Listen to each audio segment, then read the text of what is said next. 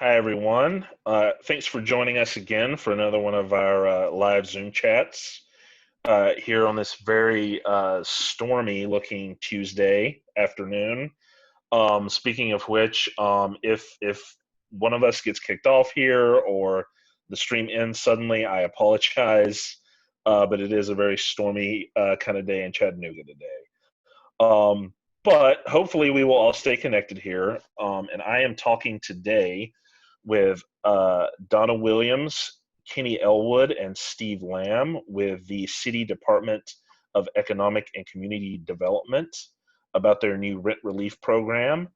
As usual, we'll have the Q&A open from the top here. So if you have any questions, feel free to type them in there and we'll circle back at the end. Welcome. Thank you guys for being here today. Our pleasure. Thank you for having us. Absolutely. So why don't we dig in here and you guys tell us a little bit about what is in this the new rent relief program you've got out there. Sure. Thank you, Jeremy. I appreciate you guys giving us an opportunity to talk to your members. I'm Donna Williams with the City of Chattanooga. I run the Department of Economic and Community Development. Today, we're going to be talking to you about a special fund that has been established to assist workers who have been furloughed, laid off, or had their hours reduced as a result of COVID. And are the slides, can you bring the slide up? As you know, no surprise to you guys, there have been so very many families, households impacted by COVID. Not just the households, but the businesses that they worked for, the businesses that some of them still work for. Many of you may be landlords of residential properties. Of course, the landlords have been impacted or continuing to be impacted. So what Mayor Burke and the City Council did was to approve our request to reallocate some of our federal funds so that we could establish the COVID-19 Emergency Rent and Utility Assistance Program. The program originally was to end today, June 30, but it has been extended until all of the money is exhausted. We started with $850,000 in the fund, and we have quite a lot of money left over. We want to talk to you all because what we're finding is that many employers, small and large, are very concerned about their workers and the fact that, unfortunately, some of them have had their income substantially reduced and are having trouble paying their rent. Many of them are actually in the eviction process, and we are working with Legal Aid of East Tennessee to help them pull some of those families out of eviction by utilizing this program and some other resources. Next, please. Okay, so here we're going to leave plenty of time for Q&A. So the program is pretty simple, quite simple actually. So we will pay up to 3 months of back rent that a tenant owes to their landlord. The payment is made directly to the landlords. The landlords do have to sign a landlord consent form once we have processed the tenant applicant to make sure that they are eligible. We receive their information, the required information. Then we take them through that process, and once they're approved, the tenant is approved, then Kenny, who's doing our landlord relations, will work with the landlord to get a one-page document executed. And what that document contains is information that basically states that the landlord agrees to accept the payments, which again are up to 3 months of back rent, and that he or she will not proceed with eviction for the tenant for at least 60 days following the execution of that agreement. I'll be very transparent, we are having a great deal of difficulty getting applicants to complete their application. There's some information that we need that's required by HUD. We cannot process applications without the information. Many of the folks who are in need of the assistance, even when they were working, they didn't have easy access to scanners and copiers, even printers to print out the application, because some of them want to print it out and fill it in. The City of Chattanooga at the moment is closed and has been for several weeks, but we have made provisions for folks to be able to drop off their complete application packet to us. We have a few people that rotate working there at City Hall so that we can receive those um, application packets because people were having difficulty getting their information to us electronically.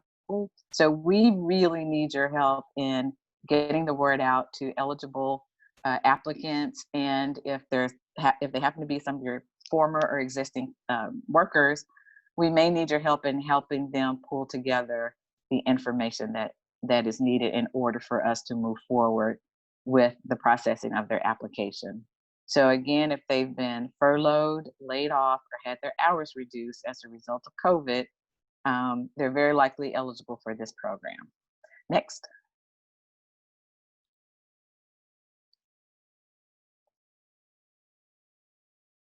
Thank you.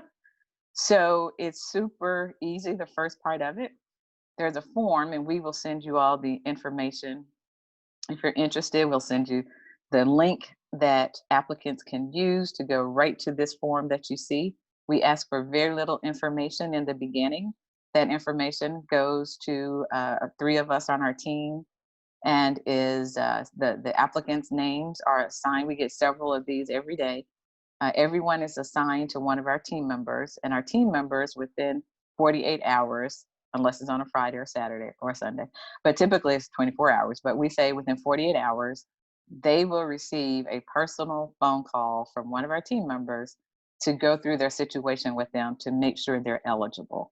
We don't want people pulling together all the paperwork that's needed only to find out that they're not ineligible. And strangely enough, the number one reason that people are kicked out for ineligibility is because they do not live in the Chattanooga city limits. So a lot of folks, because their mail says Chattanooga and whatever zip code, rightfully, they assume that they're in Chattanooga city limits. And the funding that we use requires, is federal funding, requires that they live in the Chattanooga city limits. So all of that is vetted out in that first phone call that our team member makes to them. You will see at the bottom that how you can help. Many of them, they don't have a copy of a signed lease. They may not have information from their landlord stating that they're late, which we require. They sometimes have difficulty finding proof of that they've paid their rent. Sometimes they actually have difficulty finding pay stubs, right? Things like that. But again, we can use your help getting the word out and to help the applicants or current or former workers, colleagues, employees get their information package together. Next. Well, I'm not going to bore you with all of this, but what we do is when we've made that initial phone call and the folks on our team have determined, yeah, you know what, this individual is eligible, then they complete an application, and you'll see to the left there's some check boxes that help them determine if they are if they have a full packet. So they will do that, go through that process. Lots of stuff they have to copy, driver's license, passport, if in lieu of driver's license, etc. And then they just pull that information together. You will see on the right-hand side the amount of rent, the maximum amount of rent that we pay. So if someone's in a 1-bedroom and their rent's $550 a month, we'll pay $550 a month. If it's $750 a month, we pay $700. So you'll see those maximum numbers there. We also assist with utilities. You guys may be aware of this, but right now there's a moratorium with the utility companies. They will not do disconnects, and people know they're not being disconnected. However, what we fear, some folks are not acknowledging or overlooking or kicking the can down the road because there are no disconnects.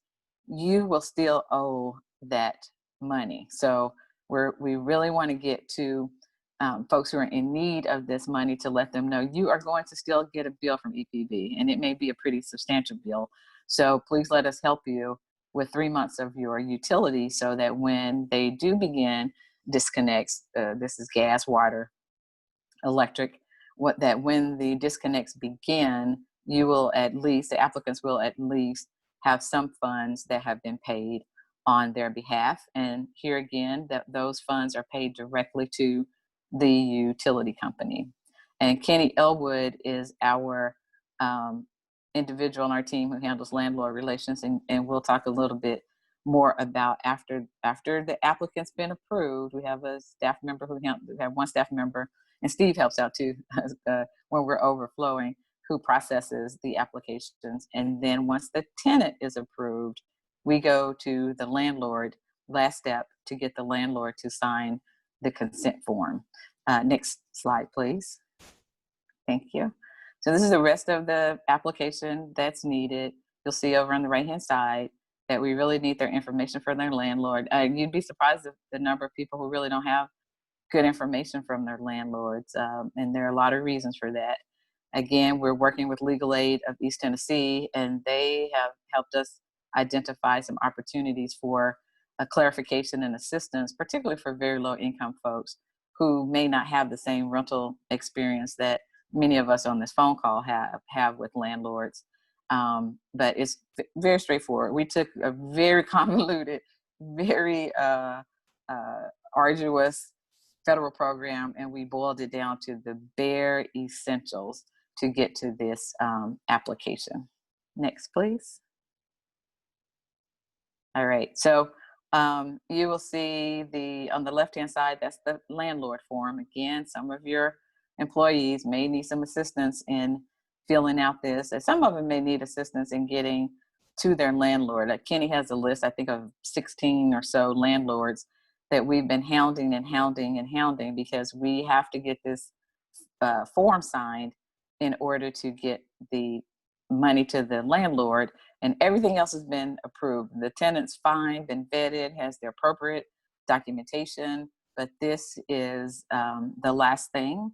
And we are finding that some landlords who Kenny has been repeatedly reaching out to, one of the reasons that some of them, very small number, but some of them have been resistant, is because they want to start the eviction process. And once you sign this form, it says that the city will pay you up to 3 months on behalf of your tenant, but the landlord again agrees not to begin I keep saying foreclosure, eviction proceedings for 60 days. Okay, so that is it in a nutshell. I went very quickly so that we could allow time for Q&A. Next slide, please. So if you have anybody, if you know anyone, children, relatives, anybody you worship with, go to the gym with, anybody that you think is eligible, please have them call this number or send an email to that address, ecdhelp@chattanooga.gov, ECD, that's for Economic and Community Development, ecdhelp@chattanooga.gov, or they can call 643-7322. I want to emphasize we have lots of money, and all of us, our whole team, we are doing everything we can to get the word out because we don't want families stressing out about how they're going to make their rent payments. We don't want them going to payday lenders. We don't want them borrowing money from family members who may themselves be stressed right now because of COVID. And we just feel like it would be criminal for us to have access to all of this money and folks not know about it. So we're very, very, very appreciative of the Chamber giving us this opportunity to share the program with you. And with that, I will open up the floor to any questions that you have, Jeremy, if there are any. Absolutely. Thank you, Donna. That was really informative, and hopefully we can help you get this out to the people that need to see it for sure. You mentioned eligibility and that household income was on the eligibility form there. How is that determined? Is it household income before you were laid off or furloughed or after? Oh, that's a good question. So the maximum household income is quite high because it's 120% of what Chattanoogans make, right? So many people, even before COVID, they would be well within the eligibility range. So we take the last 3 months, and where we are now in June, most people, their income is trailed off, so they're more than eligible. So we just take the last 3 months, whatever those are. So theoretically, someone could have had a $5,000 1 month and a $5,000 the next month, and then 1,000 the next month. So we Sure. take the last 3. Okay. Yes. But if someone has questions about whether or not they're eligible, they can just fill out that initial contact form, and one of you Yeah, guys will get back to them. absolutely. One of our team members will help determine what their income levels are. Okay. Yeah, Excellent. and we've only had one person. We've received about 1,200 requests for submissions, requests for assistance. We've only had one that was over income. And you do have to be in the Chattanooga city limits?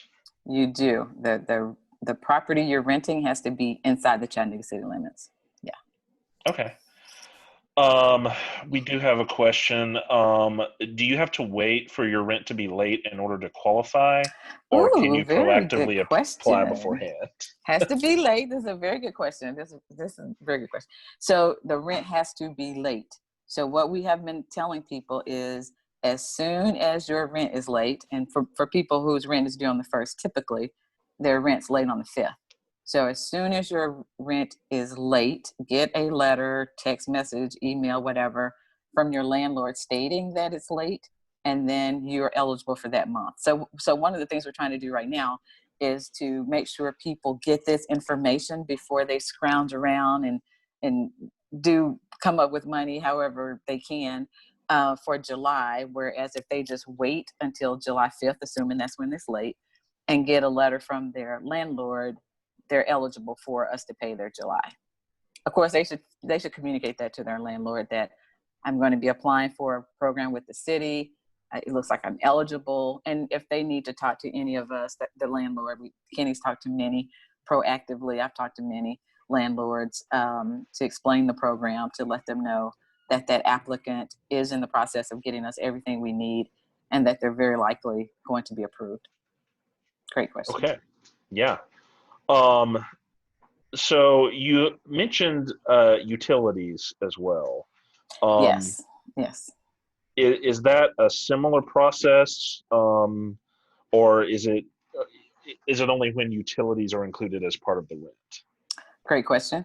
When the person is filling out their application, they are applying for rent and utilities, both, unless they tell us they don't need utility assistance.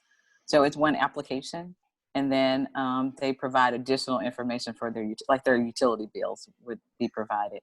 But then we have some people, they're like, I'm fine, I can pay my utilities separate, does not have to be included with the rent. And they're fine, they don't need an assistance with utilities. But it's going to be a long time for some people to go with reduced or no income. And so Hmm. we encourage everybody to apply for both. Okay. And do you all reach out to the utility provider and pay them directly We the same way do. you do We with do. landlords? Okay. Yes, as a matter of fact, we have the money, the funding for the program is at Chattanooga Neighborhood Enterprise. We put the money there because, frankly, they can cut checks way faster than the city of Chattanooga can get a check cut. So we authorize payments on Tuesdays and Thursdays. So landlords get paid on Tuesdays and Thursdays. Okay. And same for utility companies. We authorize utility payments every Tuesday and Thursday. Okay. Great. Um, you mentioned some landlords have been a little difficult to get in touch with. Yes. And that they, as part of the agreement, they sign that they agree not to start eviction procedures. So Correct. if someone goes through this whole process, gets approved, and then you're at the final step where you need the landlord to sign their paperwork, and you're held up at that point, um, are they still vulnerable to eviction at that point before the Unfortunately, paperwork is signed? yes. Unfortunately, yes. So we really encourage the tenants to have a conversation with their landlords ahead of time, And again, Kenny and I, we've had landlords call us directly. And I can't emphasize this enough, but the lower your income, the greater chances that you do not have a lease, which is problematic in many cases, that you nor your landlord is keeping good records, right? They're paying their landlord in cash, the landlord's taking it in cash. We've had instances where the gentleman thought he was a little late, a couple, 3 months late on his rent, and turns out that the landlord says he owes $8,000. So again, we're so grateful for the partnership with Legal Aid of East Tennessee, because we then can turn those folks over to Chattanooga Neighborhood Enterprises, partnered with Community Foundation, Emily O'Donnell, and Legal Aid of East Tennessee. And they have really done some great work to use the funds that we have for folks who are eligible, and also negotiate with the landlords to keep folks from being put on the street. That's great. Back to utilities for a second. Sure. What utilities are included in that? They can choose one utility, so they can choose for us to pay EPB or the water company or the gas company. Does EPB include, is that just power, or does that include internet, just TV, power. any of the other services they offer? Okay. Yeah, just power. Thank you for asking that. Yeah, sure. At the moment, just power. Mm-hmm. Okay. So if people have more questions, is the best way forward for them to fill out the form that you all have made available, or just reach out to you with the contact information we showed earlier? Sure, they can go to, if it's an applicant, they can just send an email to ecdhelp@chattanooga.gov if they have any questions, or they can call that number, because again, a lot of people don't have access to the internet. I mean, we know this, how you know something, but then when we're doing things like this, we really know it, that people, lots and lots and lots of people, they have email addresses, but they have no idea how to go to the web if you give them a URL, and some folks just don't have the wherewithal to do that. So we use old-fashioned phone for people who need it, 643-7322. They call that number, somebody on our team will get with them. We even have people who that we mail our applications almost every day. I'm in the office. There are 3 of us that are in and out of the office at City Hall every day. And part of what we do when we're there is to mail out applications to folks who don't know how to download. They don't have access to a printer, et cetera, et cetera. So any way short of smoke signals, we can get the information to them, and they can get it back to us. Okay. Steve, did you have something you wanted to add? Yeah, so just in regards to utilities, especially since we have more than one kind of water company and things are set up a little differently, we cannot pay sewer for the city of Chattanooga. Is that correct, Donna? Yeah, so we can pay Tennessee American Water Company, which is the water service provider. But because the money is government money, we can't use federal money from HUD to pay the city's sewer. Thank you for that, Steve. So that portion of it we're not able to pay. Good point. Okay. And you mentioned you all do have reduced staff, obviously, at your offices, but there are people there. There are ways to submit hard copies of the application as well. Yeah, everybody that fills out one of those forms and submits an application, they have essentially a case manager on our team. And if I were, like, one of our case managers is Erica Robinson. So if I were one of Erica's clients and I said, I don't have access to the internet and I want to just bring my stuff to somebody, then Erica just sends us an email and says, Ms. Jones wants to drop by City Hall at 10 o'clock on Thursday.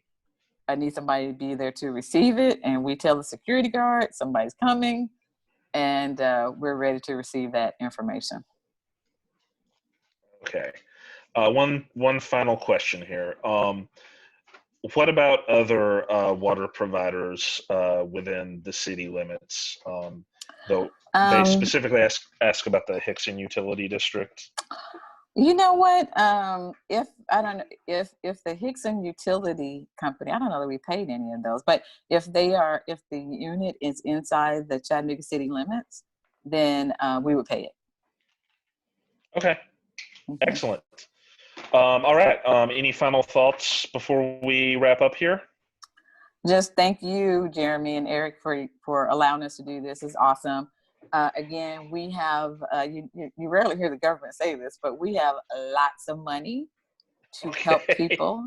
The money, that's what the money's for. We went through quite a lot with HUD to get them to approve us reallocating the funds. We went through a lot of exception forms to do this. The mayor and city council supported it wholeheartedly. We do not want people laying in the bed at night wondering if they are going to be evicted. We have money for them, and we even have a couple of resources outside of our department, but still within the city of Chattanooga, where a family may even get an additional month of assistance. But we won't know that until we get a full application from them. So please, please, please, please spread the word. And when you get the link, which we'll send, you'll see that the allowable income is quite high for Chattanooga. Okay. Thank you all so much for doing this. Thank you. And hopefully we'll get this out to the people that need to see it. Thank you so Beautiful. much. See ya. Bye.